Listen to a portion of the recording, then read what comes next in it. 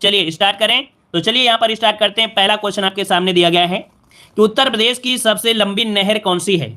चलिए बताइएगा, उत्तर प्रदेश की सबसे लंबी नहर आपसे पूछा गया है, तो आंसर आपको दिख रहा है ना। सबके आंसर नहीं दिखेंगे, सबके आंसर में चीटिंग नहीं होगी, एक आंसर में चीटिंग हो गई है। वैसे आप लोगों को आंसर देखना नहीं चाहिए था। तो चलिए कोई बात नहीं, आंसर आपका हो जाएगा सी नंबर, यहाँ पर शारदा नहर हो जाएगी। ठीक है, क्लियर है। आगे बढ़िए, अगले प्रश्न को आते हैं। प्रश्न आपसे अगला पूछा गया है कि हथनी कुंड परियोजना किस नदी पर स्थित है। चलिए बताइएगा कि हथनी कुंड परियोजना किस नदी पर स्थित है, इसका राइट आंसर आपको बताना है। तो देखिए यहाँ पर काफी लोग जवाब दे रहे हैं 2 का ए नंबर यमुना नदी पर। तो देखिए यहाँ पर बिल्कुल सही जवाब है, आपका आंसर हो जाएगा ए नंबर, आपकी यमुना नदी पर है हथनी कुंड परियोजना। ऑप्शन जिसका आ रहा है ए नंबर राइट हो जाएगा। आगे बढ़ते हैं। प्रश्न आपसे अगला पूछा गया है, निम्नलिखित में से किस नदी को राष्ट्रीय जलमार्ग संख्या 1 के रूप में प्रयुक्त किया जा रहा है। तो ये बताइए, जो वाटर हाईवे है अर्थात राष्ट्रीय जलमार्ग है संख्या जो 1 है, वो किस रूप में प्रयुक्त किया जा रहा है। यहाँ पर यमुना, ब्रह्मपुत्र, गंगा और आपका नर्मदा। देखिए यहाँ पर आपका आंसर आ रहा है आपका सी नंबर। याद रखिएगा कि जो आपकी गंगा नदी है ना, गंगा नदी है, ये आपके राष्ट्रीय जलमार्ग के रूप में कार्य करती है। आपके इलाहाबाद से हल्दिया, जो कि आपकी कोलकाता अर्थात पश्चिम बंगाल तक, ठीक है, कहां तक, हल्दिया तक आपके ये रास्ता है, जो कि आपका आंसर हो जाएगा सी नंबर गंगा। आगे बढ़ते हैं। प्रश्न आपसे अगला पूछा गया है कि केंद्र द्वारा किस नदी को राष्ट्रीय नदी घोषित किया गया है। बताइएगा साथियों कि केंद्र द्वारा किस नदी को राष्ट्रीय नदी घोषित किया गया है, जवाब दीजिएगा। जो लोग बाद में जुड़े हैं और वीडियो को लाइक नहीं किए हैं, है ना, लाइक करना भूल गए हैं, तो एक बार वीडियो को लाइक का बटन जरूर दबाइएगा। ठीक है, चलिए तो देखिए केंद्र द्वारा किस नदी को राष्ट्रीय नदी घोषित किया गया है। चलिए 4 नंबर में यहाँ पर जवाब देते हुए चलेंगे सभी लोग। तो ऑप्शन बन जाएगा डी नंबर, ये आपकी गंगा नदी है। कौन सी है, तो आपकी गंगा नदी है, ऑप्शन आपका डी बन जाएगा। चलिए बहुत अच्छे, वेरी गुड। आगे बढ़ते हैं। प्रश्न आपसे अगला पूछा गया है कि निम्न नदियों में से प्रदेश की कौन सी नदी मैदानी क्षेत्र से निकलती है। यहाँ पर बताना है, यह बहुत ही आईएमपी क्वेश्चन है, पूछा गया है मैदानी क्षेत्र से निकलती है आपकी कौन सी नदी है। रिहंद, केन, सई, आपकी कोसी, कौन सा जवाब बनेगा। चलिए यहां पर देखिए काफी लोग जवाब दे रहे हैं और आपका 5 का आंसर बनेगा यहां पर सई नदी। कौन सी, ऑप्शन यहां पर हो जाएगा कौन सी, यहां पर सई नदी। गोमती नदी तो आपकी है नहीं है, अगर गोमती नदी होती तो हम लोग कह सकते थे वो पीलीभीत से निकलती है, लेकिन ऑप्शन यहां पर हो जाएगा सी, आपका जो सी नंबर है सई नदी। उसकी सहायक नदी हमने आपको बताया था इसके पहले भी लेक्चर में कि जो आपकी सई नदी है वो आपकी गोमती नदी की ही सहायक नदी है। आगे बढ़ते हैं। प्रश्न आपसे अगला पूछा गया है कि प्रदेश के मैदानी भागों में नदियों द्वारा विकसित किया जाने वाला अपवाह तंत्र इनमें से कैसा है, अर्थात किस प्रकार का है। यहाँ पर 6 का जवाब दीजिएगा। मतलब प्रदेश के मैदानी भागों में नदियों द्वारा विकसित किया जाने वाला अपवाह तंत्र। तो देखिए इनमें से जो अपवाह तंत्र होता है वो कैसा होता है। देखिए काफी लोग जवाब दे रहे हैं वृक्षानुमा। तो भाई वृक्षानुमा जो होता है ना, वो है आपका सुंदरवन का डेल्टा है। कौन सा है भाई, वो सुंदरवन का डेल्टा है। लेकिन जब आपके मैदानों में आते हैं तो वो समानांतर प्रवाह तंत्र बनाते हैं। कैसा, वो समानांतर प्रवाह तंत्र बनाते हैं। तो आपका आंसर हो जाएगा ए नंबर, इसका हो जाएगा। अगर यही आपकी जो नदियां है वो आपकी बंगाल की खाड़ी साइड में अर्थात ढालू क्षेत्र में होते तो वहां पर वृक्षानुमा आपका बनाते। ठीक है ना। हाँ, यहीं से एक पॉइंट और बनता है कि जो अमेरिका की एक नदी है वो आपकी बनाती है आपके पक्षी के पंजे के अनुसार बनाती है। ठीक है, तो आपका आंसर हो जाएगा कौन सा, ए नंबर हो जाएगा। आगे बढ़ते हैं। क्वेश्चन आपसे दिया गया है कि माता टीला परियोजना है, माता टीला जो परियोजना है ये किस नदी पर स्थित है। चलिए 7 का जवाब यहाँ पर देखिए काफी लोग जवाब दे रहे हैं और सभी लोग साथ में जवाब देते हुए चलेंगे। तो यहाँ पर देखिए ऑप्शन आ रहा है ए नंबर, आपकी बेतवा नदी पर है। बिल्कुल सही जवाब है, याद रखिए माता टीला परियोजना आपकी बेतवा नदी पर। आगे बढ़ते हैं। प्रश्न आपसे अगला पूछा गया है, निम्न में से कौन उत्तर प्रदेश की पेयजल परियोजना है। वेरी वेरी आईएमपी क्वेश्चन है, बहुत बार क्वेश्चन पूछा गया है कि उत्तर प्रदेश की पेयजल परियोजना इनमें से कौन सी है। चलिए पथराई है क्या, यहां पर कौन सा बनेगा, गोकुल बैराज। बिल्कुल सही है, यहां पर आंसर आपका डी आ रहा है कि गोकुल बैराज जो परियोजना है ये आपकी कैसी है, आपकी पेयजल परियोजना है। ऑप्शन आपका डी नंबर इसका राइट हो जाएगा। यमुना नदी के साथ ये बनी हुई है। आगे बढ़ते हैं। क्वेश्चन दिया गया है, निम्न में से कौन सी यमुना की सहायक नदी नहीं है। यमुना की सहायक नदी है कल्याणी, बेतवा, केन और आपकी चंबल, इनमें से पूछा गया है, नहीं है ना। तो चलिए सभी लोग साथ में जवाब देते हुए चलेंगे। यहाँ पर देखिए आपका आंसर आ रहा है 9 का ये नंबर, कल्याणी। तो चलिए यहाँ पर 9 नंबर को हम लोग लॉक कर देते हैं। बिल्कुल सही है, जो कल्याणी नदी है वो आपकी यमुना की सहायक नदी नहीं है, बल्कि बेतवा, चंबल और केन ये यमुना की सहायक नदी है। क्लियर है ना, क्लियर है। चलिए यहाँ पर आगे बढ़ते हैं। क्वेश्चन दिया गया है, गंगा नदी उत्तर प्रदेश में प्रवेश करती है। गंगा नदी उत्तर प्रदेश में जो प्रवेश करती है, कहां पर प्रवेश करती है। तो चलिए यहाँ पर आपका राइट आंसर 10 नंबर में देना है। चलिए 10 नंबर की अगर बात करते हैं तो आपका आंसर आ रहा है सी नंबर, बिजनौर में। अर्थात देखा जाए तो आपकी गंगा नदी मैदानी क्षेत्रों में जो प्रवेश करती है वो आपके बिजनौर से प्रवेश करती है, बिजनौर से प्रवेश करती है। क्लियर है ना। चलिए आगे बढ़ते हैं। क्वेश्चन दिया गया है, गंगा नदी उत्तर प्रदेश के कितने जिलों से होकर बहती है। बताइएगा साथियों कि जो गंगा नदी है वो उत्तर प्रदेश के कितने जिलों से होकर बहने वाली नदी है। चलिए बताइए 11 नंबर में। चलिए सभी लोग साथ में जवाब देते हुए आगे बढ़ते हैं। क्वेश्चन दिया है प्रदेश की सबसे पुरानी नहर इनमें से कौन सी है? प्रदेश की सबसे पुरानी नहर इनमें से कौन सी है? तो देखिए यहां पर आपका आंसर कौन सा हो जाएगा, चलिए देखते हैं कितने लोग यहां पर जवाब देंगे। चलिए देखिए इसका राइट आंसर है 12 नंबर का ऑप्शन बी बनेगा। ये है पूर्वी यमुना नहर। याद रखिए पूर्वी यमुना नहर जिसका ऑप्शन आ रहा है वो आपका बिल्कुल राइट आंसर बनेगा कि पूर्वी यमुना नहर ये प्रदेश की सबसे पुरानी नहर हो जाएगी। ठीक है ना। चलिए नए नए क्वेश्चन आपको देखने को मिल रहे होंगे, बड़ा अच्छा लग रहा होगा इस सीरीज को देखकर, क्योंकि इस सीरीज में आपको हर प्रकार के क्वेश्चन, पुराने भी क्वेश्चन और नए क्वेश्चन भी आपको देखने को मिल रहे हैं। ठीक है। चलिए आइए यहाँ पर क्वेश्चन दिया गया है उत्तर प्रदेश एवं मध्य प्रदेश राज्यों की संयुक्त राजघाट नदी परियोजना स्थापित की गई है। अर्थात जो राजघाट नदी परियोजना है वो किस नदी पर बनी है? चलिए यहाँ पर 13 का ऑप्शन दे रहे हैं सभी लोग सबका बेतवा नदी। चलिए बेतवा नदी को लॉक करते हैं, बिल्कुल सही है, बिल्कुल सही है, आपकी बेतवा नदी पर। याद रखिए ऑप्शन बनेगा आपका डी नंबर। ठीक है आगे बढ़ते, बेतवा नदी होगा भाई, सोन नदी मत लगाइए, बेतवा नदी बनेगा। आगे बढ़ते हैं। क्वेश्चन दिया गया है उत्तर प्रदेश में सिंचाई का सबसे बड़ा स्रोत इनमें से कौन हो जाएगा? उत्तर प्रदेश में सिंचाई का सबसे बड़ा जो स्रोत है वो आपका कौन सा है साथियों? चलिए देखिए आपका आंसर हो जाएगा यहां पर आपका डी नंबर, नलकूपों से होती है। किससे? नलकूपों से होती है। ऑप्शन आपका डी नंबर राइट हो जाएगा। ठीक है चलिए आगे बढ़ते हैं। प्रश्न आपसे अगला है निम्न में से किस नदी के तट पर गोरखपुर स्थित है? यहां पर बताइए कि आपका जो गोरखपुर है वो स्थित है किस नदी के किनारे? चलिए सरयू, गंडक, राप्ती या घाघरा? तो देखिए गोरखपुर की अगर हम बात करते हैं तो यहाँ पर ऑप्शन दे रहे हैं, सी नंबर दे रहे हैं, राप्ती नदी। तो देखिए आपका बिल्कुल सही जवाब आ रहा है, यहाँ पर राप्ती नदी के किनारे बसा है आपका गोरखपुर। तो ऑप्शन आपका लॉक हो जाएगा, सी नंबर। आगे बढ़ते हैं। क्वेश्चन दिया गया है निम्नलिखित में से कौन सा शहर गंगा नदी के तट पर स्थित है? इनमें से बताइए गंगा नदी के तट पर स्थित आपका शहर कौन सा है? कन्नौज, झांसी, हमीरपुर या सहारनपुर? चलिए यहाँ पर 16 का जवाब दीजिएगा। तो चलिए देखते हैं 16 का जवाब कितने लोग सही देंगे। देखिए आपको पता है कन्नौज है ना, यहाँ पर जो आंसर है वो आपका ए हो जाएगा। कन्नौज है ये गंगा नदी के किनारे स्थित है। ऑप्शन आपका लॉक हो जाएगा, ए नंबर राइट हो जाएगा। ठीक है ना, क्लियर है। देखो हमीरपुर जो आपका यमुना नदी किनारे है। ठीक है ना, ये तो आपको भी पता है बेतवा नदी है। ठीक है आगे बढ़ते हैं। क्वेश्चन दिया गया है यमुना नदी उत्तर प्रदेश में प्रवेश करती है। यमुना नदी उत्तर प्रदेश में प्रवेश करती है, ये बताइए कहां से प्रवेश करती है? चलिए यहाँ पर 17 का जवाब दीजिएगा और 17 नंबर में क्या हो जाएगा? चलिए बहुत अच्छे, बहुत अच्छे, वेरी गुड। यहाँ पर देखिए ऑप्शन आ रहा है सी नंबर और ऑप्शन आ रहा है ए नंबर। तो कुछ लोग ऐसे भी हैं हमारे, ऐसे स्टूडेंट जो बहुत पुराने हैं लेकिन फिर भी जवाब दे रहे हैं ए नंबर। तो भैया आपको बता दें कि जब गंगा नदी बिजनौर से प्रवेश करती है तो गंगा नदी बिजनौर से कैसे होगा? तो यहाँ पर पूछा है यमुना नदी, और यमुना नदी आती है सहारनपुर से। तो आपका आंसर क्या आ जाएगा? यहाँ पर सी नंबर जिन लोगों ने लगाया है बिल्कुल राइट हो जाएगा। याद रखिए यमुना नदी हो जाएगा सहारनपुर। क्लियर है। चलिए आगे बढ़ते हैं। क्वेश्चन दिया गया है निम्नलिखित में से कौन सा शहर यमुना नदी के तट पर स्थित है? यमुना नदी के, देखो हर एक की कमेंट पर निगाह रहती है ना, कोई ये नहीं कह सकता है या कोई छुपा नहीं सकता है कि हमसे गलती हो गई है ना, और सर देख नहीं रहे हैं, सबकी नजर रहती है हमारे। ठीक है चलिए निम्न में से कौन सा शहर यमुना नदी के तट पर स्थित है? कानपुर, गाजीपुर, मिर्जापुर, आपका हमीरपुर? तो अभी अभी हमने आपको बता दिया था क्योंकि हमें पता था क्वेश्चन अभी आपको मिलेगा। तो यहाँ पर देख सकते हैं हमीरपुर, हमीरपुर है ना, तो ऑप्शन डी नंबर हो जाएगा हमीरपुर। ये है आपके यमुना नदी के किनारे बसा हुआ है। ठीक है आगे बढ़ते हैं। क्वेश्चन दिया गया है फुल्लर झील भारत के किस राज्य में स्थित है? फुल्लर झील की अगर बात करते हैं, यहाँ पर आपको बताना है फुल्लर झील की अगर बात करते हैं तो आपका क्या जवाब हो जाएगा? चलिए बहुत अच्छे, वेरी गुड। यहां पर देखिए आपका आंसर हो जाएगा सी नंबर, आपके उत्तर प्रदेश। उत्तर प्रदेश में कहा तो आपकी पीलीभीत, कहां से भाई? तो आपकी पीलीभीत जो कि मैदानी क्षेत्र से निकलती है आपकी फुल्लर झील। और आगे बढ़ते हैं। क्वेश्चन दिया गया है गोविंद बल्लभ पंत सागर स्थित है। गोविंद बल्लभ पंत सागर जो स्थित है ये कहां पर अवस्थित है? जवाब दीजिएगा। चलिए तो देखिए काफी लोग यहाँ पर जवाब दे रहे हैं। ऑप्शन यहाँ पर आपका डी नंबर सोनभद्र बिल्कुल सही है। याद रखिए सोनभद्र हमने आपको बताया था, सोनभद्र जो कि यूपी में है, और ये एक प्रकार का कृत्रिम झील भी है ना, कृत्रिम झील है जो कि भारत की सबसे बड़ी कृत्रिम झील है। और आगे बढ़ते हुए क्वेश्चन दिया गया है निम्न में से किस नदी का तटवर्ती क्षेत्र अवनालिका क्षरण के लिए प्रसिद्ध है? यहाँ पर आपसे पूछा गया है कि कौन सी नदी है जिसका तटवर्ती क्षेत्र अवनालिका क्षरण के लिए या अपर्दन के लिए प्रसिद्ध है? गंडक, केंच, बेतवा या चंबल? चलिए सभी लोगों को जवाब आ रहा है यहाँ पर आपका डी नंबर, आपका चंबल बिल्कुल सही है। चंबल जो कि आपके इटावा क्षेत्र में है, अर्थात इटावा क्षेत्र जो आपका है वो नदी अवनालिका के लिए जाना जाता है। ऑप्शन आपका डी नंबर बनेगा। आगे बढ़ते हैं। क्वेश्चन आपसे मिला है निम्न नगरों में से कौन गंगा के दाहिने किनारे पर नहीं स्थित है? आपसे पूछा है गंगा के दाहिने किनारे नहीं स्थित है। अब आप बताइए कि यहाँ पर आंसर आपका कौन सा हो सकता है? चलिए कानपुर है, प्रयागराज, वाराणसी, हरिद्वार?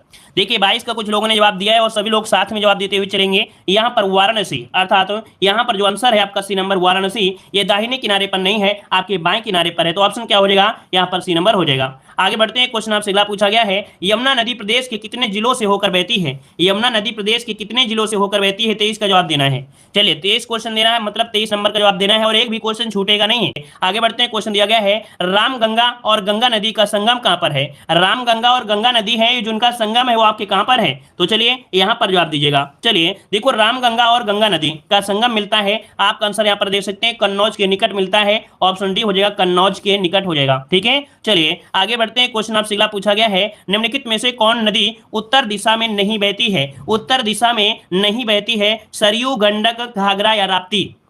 सरयू, गंडक, घाघरा और राप्ती कह रहा है उत्तर दिशा में नहीं बहती है, मतलब आपको यहां पर दक्षिण के हिसाब से तो कौन सा, यहां पर बी नंबर आपकी गंडक नदी है, गंडक नदी है, ऑप्शन बी हो जाएगा। ये जो आपकी नेपाल का जो एरिया है वहां से निकल के आपके आती है, ऑप्शन बी हो जाएगा। आगे बढ़ते हैं, क्वेश्चन दिया है, रानी लक्ष्मीबाई बांध अवस्थित है, रानी लक्ष्मीबाई बांध आपको बताना है। चलिए, टोंस नदी, केन नदी, बेतवा नदी या रिहंद नदी, इसका राइट आंसर आपको बताना है। बिल्कुल सही बात है, वो नेपाल से आ रही थी। अब यहां पर बताइए रानी लक्ष्मीबाई बांध, तो आपका आंसर हो जाएगा सी नंबर आपके बेतवा नदी पर। कहां पर? बेतवा नदी, जिसका ऑप्शन आ रहा है बिल्कुल राइट बनेगा। आगे बढ़ते हैं, क्वेश्चन दिया है, अर्जुन बांध नहर से लाभान्वित जिला कौन सा है? अर्थात जो अर्जुन बांध बना है उससे कौन सा जिला लाभ लेता है, यहां पर बताइएगा। तो चलिए सभी लोग यहां पर साथ में जवाब देते हुए चलेंगे। यहां पर ऑप्शन आ रहा है बी नंबर, हमीरपुर। बिल्कुल सही जवाब है, हमीरपुर है। ये अर्जुन बांध से क्या, अर्जुन बहन नहर से क्या लेता है, लाभ लेता है, अर्थात यहां से पानी सिंचित होता है। ऑप्शन बी हो जाएगा।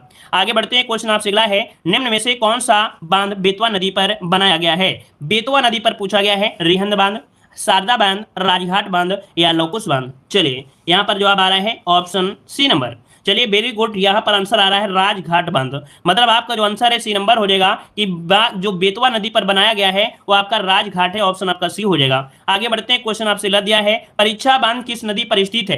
वीडियो को पूरा देखेंगे तो हर एक पॉइंट जो कि आपके दिमाग में होंगे भी वो क्वेश्चन इसी में आपको मिल जाएंगे, वो इसी वीडियो में मिल जाएंगे। तो देखो, परीक्षा बांध किस नदी पर है, बहुत बार क्वेश्चन पूछा गया एग्जाम में, आपके यहां पर देख सकते हैं, आपका आंसर हो जाएगा सी नंबर, आपके बेतवा नदी पर है जो आपका परीक्षा बांध है। आगे बढ़ते हैं, क्वेश्चन दिया गया है, शारदा नदी किस जिले से उत्तर प्रदेश में प्रवेश करती है? शारदा नदी किस जिले से उत्तर प्रदेश में प्रवेश करती है? चलिए पीलीभीत जवाब देंगे या क्या जवाब देंगे, आप लोग क्या जवाब देंगे? चलिए देखो, शारदा नदी की बात कह रहा है, शारदा नदी को और भी नामों से जानते हैं, तो यहां पर देखिए आपका आंसर हो जाएगा ए नंबर, राइट हो जाएगा। ठीक है, आगे बढ़ते हैं, क्वेश्चन आपसे अगला पूछा गया है कि राम नगरी अयोध्या किस नदी के किनारे स्थित है? राम नगरी अयोध्या किस नदी के किनारे स्थित है? यहां पर आपको जवाब देना है, आपका राइट आंसर। तो भाई आप सभी को पता है आपके सरयू नदी हो जाएगा, क्या हो जाएगा भाई, सरयू नदी, तो ऑप्शन आपका सी नंबर राइट हो जाएगा। आगे बढ़ते हैं, क्वेश्चन दिया है, गोमती नदी का उद्गम कहां से होता है? गोमती नदी का उद्गम कहां से होता है? यहां पर सही जवाब। चलिए तो देखिए, यहां पर गोमती नदी अभी आपको पता था कि फुल्लर झील, जो कि फुल्लर झील में ही एक ताल है जिसे बोलते हैं गोमत ताल, है ना, जो कि पीलीभीत में पड़ता है, तो ऑप्शन क्या हो जाएगा, यहां पर हो जाएगा ए नंबर, राइट हो जाएगा। आगे बढ़ते हैं, क्वेश्चन दिया गया है कि पवित्र शालिग्राम पत्थर किस नदी में पाए जाते हैं? पवित्र शालिग्राम पत्थर किस नदी में पाए जाते हैं? किस नदी में पाए जाते हैं? गोमती, शारदा, गंडक या घाघरा? तो देखिए इसका राइट आंसर हो जाएगा यहां पर सी नंबर, आपके गंडक नदी में पाए जाते हैं जो आपके पवित्र शालिग्राम पत्थर आपके हैं, तो ऑप्शन बनेगा आपका यहां पर सी नंबर। ठीक है, जो क्वेश्चन नया हो उसका स्क्रीनशॉट जरूर लीजिएगा। ठीक है, आगे बढ़ते हैं, क्वेश्चन दिया गया है, विहार जलप्रपात किस नदी पर स्थित है? चलिए साथियों जवाब दीजिए, विहार जलप्रपात किस नदी पर स्थित है? यहां पर सभी लोग साथ में जवाब देंगे। चलिए सभी का जवाब यहाँ पर आने शुरू हो गए हैं और यहाँ पर देख सकते हैं आपका आंसर यहाँ पर सी दे रहे हैं, तो देखिए आपका आंसर बिल्कुल सही है, विहार जलप्रपात आपकी टोंस नदी पर है। किसमें? तो आपकी टोंस नदी, ऑप्शन आपका सी नंबर राइट होगा। आगे बढ़ते हैं, क्वेश्चन दिया है, गाजियाबाद किस नदी के किनारे स्थित है? गाजियाबाद का नाम आपने सुना होगा, है ना, हिंडन, तमसा, केन या सोन? क्या जवाब बनेगा? गाजियाबाद किस नदी के किनारे है भाई? गाजियाबाद वाले बताएंगे। तो देखिए गाजियाबाद वालों को अगर बात करें तो आपकी हिंडन नदी होगा। क्या होगा? हिंडन नदी, जिसका ऑप्शन है बिल्कुल राइट हो जाएगा, गाजियाबाद, हिंडन। अगला क्वेश्चन दिया है, पूर्वी यमुना नहर का निर्माण सर्वप्रथम किसने कराया था? तो अभी हमने आपको एक क्वेश्चन आया था कि सबसे पुरानी नहर आपकी यूपी की कौन है, तो आपकी पूर्वी यमुना नहर है ना। अब ये बताइए कि इसका निर्माण जो करवाया था वो किसने कराया था? जल्दी यहाँ पर जवाब दीजिएगा। चलिए तो देखिए यहाँ पर आपका आंसर हो जाएगा कौन सा भाई, यहाँ पर बी नंबर आपका शाहजहां हो जाएगा। क्या हो जाएगा? शाहजहां, ऑप्शन बी बनेगा। आगे बढ़ते हैं, क्वेश्चन आपसे दिया है आगरा नहर को किस नदी से निकाला गया है? जो आगरा नहर है ना, इसकी इस नदी से निकाला गया है। यहाँ पर 37 नंबर को लॉक करना है। तो चलिए यहाँ पर कुछ लोगों ने जवाब दिया है आपका बी नंबर, कुछ लोगों ने जवाब दिया है यहाँ पर ए नंबर। देखिए इसका राइट आंसर होगा यहाँ पर, देखिए आपका बी नंबर हो जाएगा यमुना नदी से, अर्थात आगरा नहर को किस नदी से निकाला गया है? तो यमुना नदी, ऑप्शन आपका बनेगा बी नंबर। चलिए आगे बढ़ते हैं, क्वेश्चन आपसे दिया है बाण सागर परियोजना किस नदी पर स्थित है? बाण सागर परियोजना किस नदी पर स्थित है? तो चलिए यहां पर सही जवाब क्या होगा? तो देखिए सभी लोग जवाब देंगे यहां पर यमुना दे रहे हैं, लेकिन इसका राइट आंसर होगा कौन सा? यहां पर सी नंबर हो जाएगा। बाण सागर परियोजना किस नदी पर है? तो आपकी सो नदी पर है, ऑप्शन आपका सी नंबर राइट हो जाएगा। आगे बढ़ते हैं, क्वेश्चन दिया गया है कानपुर नगर को पेयजल उपलब्ध कराने के लिए किस बैराज का निर्माण किया गया है? अब आप बताइए कि कानपुर नगर को पेयजल उपलब्ध कराने के लिए किस बैराज का निर्माण किया गया है? यहाँ पर इस बैराज का नाम क्या है? इसको जवाब देना है। तो चलिए बताइए भाई, जो कानपुर के स्टूडेंट हैं वो लोग जवाब देंगे, यहाँ पर आपका राइट आंसर क्या होगा? तो देखिए इसका राइट आंसर बिल्कुल सही जवाब आ रहा है, कुछ लोगों ने जवाब दिया भी है। 39 का ऑप्शन हो जाएगा लवकुश बैराज। इसका नाम क्या है? तो लवकुश बैराज इसका बांध का नाम है, तो ऑप्शन आपका बी नंबर राइट हो जाएगा। आगे बढ़ते हैं, अब कुछ लोग कहेंगे कि सेल्फी पॉइंट है ना, कुछ लोग ये भी कहेंगे भाई सेल्फी पॉइंट, तो भाई सेल्फी पॉइंट नाम से जानते हैं, लेकिन एग्जाम में सेल्फी पॉइंट नहीं पूछेगा, एग्जाम में पूछेगा लवकुश बैराज। ठीक है, आगे बढ़ते हैं, क्वेश्चन दिया गया है लवकुश बैराज का निर्माण किस नदी पर किया गया है? तो चलिए बताइए भाई, लवकुश बैराज का निर्माण किस नदी पर किया गया है? तो आपका नाम क्या होगा भाई? गंगा नदी, क्योंकि गंगा नदी किनारे है कानपुर, तो आपका आंसर क्या होगा? यहाँ पर आंसर हो जाएगा ए नंबर, गंगा नदी हो जाएगा। ठीक है, आगे बढ़ते हैं, क्वेश्चन अगला पूछा गया है मेजा जलप्रपात किस नदी पर किया गया है? मेजा जलप्रपात का निर्माण किस नदी पर किया गया है? मेजा का नाम आप सुना है, हमने आपको बताया था पावर प्लांट है ना, तो पावर प्लांट से अगर आपको थोड़ा बहुत याद हो कि आपकी इलाहाबाद साइड में है, तो आपकी बेलन नदी में है, तो मेजा जलाशय का निर्माण किया गया है आपके बेलन नदी पर, तो ऑप्शन सी नंबर राइट होगा। आगे बढ़ते हैं, क्वेश्चन आपसे अगला पूछा गया है उत्तर प्रदेश में सर्वाधिक नहरें प्रदेश के किस भाग में पाई जाती हैं? अब आप ये बताइए कि उत्तर प्रदेश में जो सर्वाधिक नहरें हैं वो किस भाग में पाई जाती हैं? पूर्वी भाग, दक्षिणी भाग, पश्चिमी भाग या उत्तरी भाग? सोचने का समय आपको मिलेगा, सोचने का हम आपको समय दे रहे हैं, थोड़ा सोच कर जवाब दीजिए कि कौन से एरिया में ज्यादा नहरें आपको देखने को मिलती हैं। चलिए तो देखिए आपकी जो नहरों की अगर हम बात करते हैं तो पश्चिमी भाग में, कौन सा? Option C, very good. देखिए यहां पर पश्चिमी भाग में सर्वाधिक नहरें आपको देखने को मिलेंगी, ऑप्शन जाएगा आपका सी नंबर। आगे बढ़ते हैं, क्वेश्चन दिया है प्रदेश में नहरों द्वारा सिंचित भाग, प्रदेश में नहरों द्वारा सिंचित जो भाग है वो कितना प्रतिशत भाग है? यहां पर आपको लॉक करना है। तो देखिए यहां पर अगर पूछे नहरों द्वारा, तो नहरों द्वारा आपको बताना है कितना, कि 15.2%। कितना? 15.2% है, अर्थात आपका जो आंसर है वो आपका सी हो जाएगा, 15.2% नहरों द्वारा। कहां पर? आपके यूपी में। अगला क्वेश्चन दिया गया है कि लंबाई के हिसाब से प्रदेश में सर्वाधिक नहर आपकी इनमें से कौन है? मतलब लंबाई के हिसाब से बताइए भाई, इनमें से जो सर्वाधिक लंबी नहर है वो आपकी कौन सी है? लंबाई के हिसाब से प्रदेश में सर्वाधिक नहर, अच्छा ये पूछा गया है। अच्छा सबसे लंबी नहर तो जो थी वो आपकी कौन सी थी? स्टार्टिंग में ये पॉइंट आपका मिला था है ना, शारदा है ना, लेकिन ये पूछा है कि कौन से जनपद में है ना, तो आपको याद रखिए यहाँ पर आपका हो जाएगा रायबरेली में। लंबाई के हिसाब से सर्वाधिक नहर जो आपकी मिलती हैं वो आपकी रायबरेली में है, लेकिन ये पूछता कि आपकी सबसे लंबी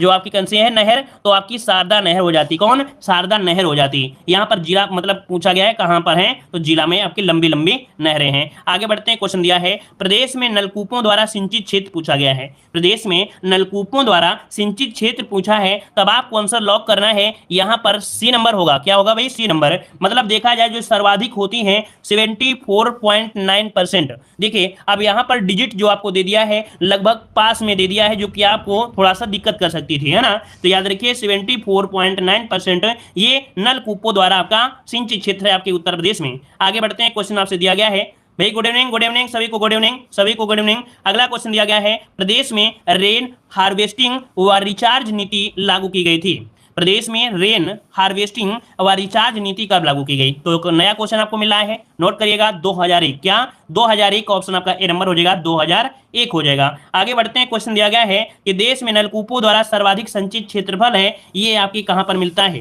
मतलब सर्वाधिक जो आपका देश की बात कर दिया है, उत्तर प्रदेश की बात नहीं किया, यहाँ पर देश की बात किया है, तो सर्वाधिक नलकूपों से कहां होता है? तो आपका आंसर क्या हो जाएगा? आपके उत्तर प्रदेश में हो जाएगा, उत्तर प्रदेश में। आगे बढ़ते हैं, क्वेश्चन दिया गया है धसान नहर किस नदी पर स्थित है? धसान नहर किस नदी पर स्थित है? यहां पर जवाब दीजिएगा। चलिए धसान नहर ये मिलती है आपकी बेतवा नदी में। कहां पर? आपकी बेतवा नदी में अभी आपने देखा था कि करंट अफेयर से आपका क्वेश्चन बना था, धसान नदी पर एक बांध बनाया गया था जो कि आपके 3 जिलों को वो कह सकते हैं उससे क्या एक परियोजना निकाली गई थी, है ना। यूपी करंट अफेयर में हमने क्वेश्चन बताया था, एक बांध बनाया गया था धसान नदी पर। तो आपका आंसर हो जाएगा आपका कौन सा, सी नंबर हो जाएगा। आगे बढ़ते हैं, क्वेश्चन आपसे अगला पूछा गया है, कह रहा है किस बैराज को नया ताजे वाला बैराज के नाम से भी जाना जाता है। अब देखिए क्वेश्चन दिया है कि किस बैराज को नया ताजे वाला बैराज के नाम से जाना जाता है, इनमें से कौन सा बैराज है।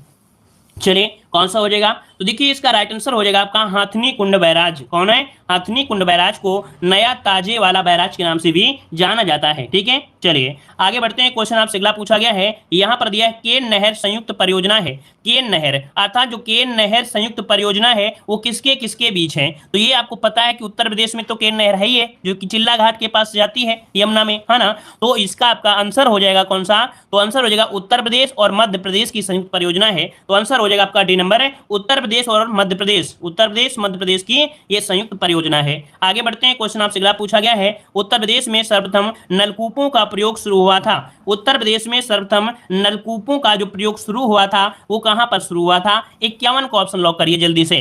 तो ये आपके मेरठ में अर्थात क्रांति नगरी, क्रांति नगरी किसे कहते हैं, तो आपके मेरठ में कहते हैं, और मेरठ में स्टार्टिंग हुई थी 1930 से आपके नलकूपों का प्रयोग शुरू हुआ था। आगे बढ़ते हैं, क्वेश्चन यह है कि माता टीला बहुउद्देशीय परियोजना किस नदी पर स्थित है। माता टीला बहुउद्देशीय परियोजना किस नदी पर स्थित है, यहां पर आंसर को लॉक करना है, और इस क्वेश्चन का जवाब हम नहीं आप लोग देंगे फटाफट। इस क्वेश्चन का जवाब देंगे आप लोग, जवाब देंगे, है ना, क्योंकि हमने इस क्वेश्चन को बता भी दिया है। और इसी के साथ ये क्लास भी आपकी खत्म हो।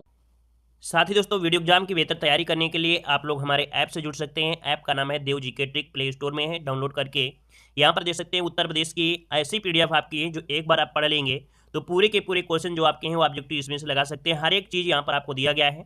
अगर आप लोग जीके की PDF लेना चाहते हैं तो जीके में भी दोस्तों देख सकते हैं कि आपकी कितनी बेहतर से बेहतर आपकी यहाँ पर PDF आपकी कंप्लीट की गई है, और काफ़ी अच्छे से हर एक टॉपिक आपका दिया गया है ना। देख सकते हैं कि जीके वाले में आप लोगों के लिए इतिहास के दोस्तों 700 प्रश्न है, भूगोल के 500 प्रश्न है, संविधान के 500 प्रश्न, और यहाँ पर मिक्स जीके जो कि आपको अभी हमने दिखाया ये आपके 1000 प्रश्न है ना, जो कि आपके वन लाइनर में है। और प्रैक्टिस के लिए यहाँ पर हिस्ट्री के 250 ऑब्जेक्टिव क्वेश्चन, पॉलिटी के 250 ऑब्जेक्टिव कह सकते हैं प्रश्न आपके हैं, ज्योग्राफी के भी ऑब्जेक्टिव क्वेश्चन है।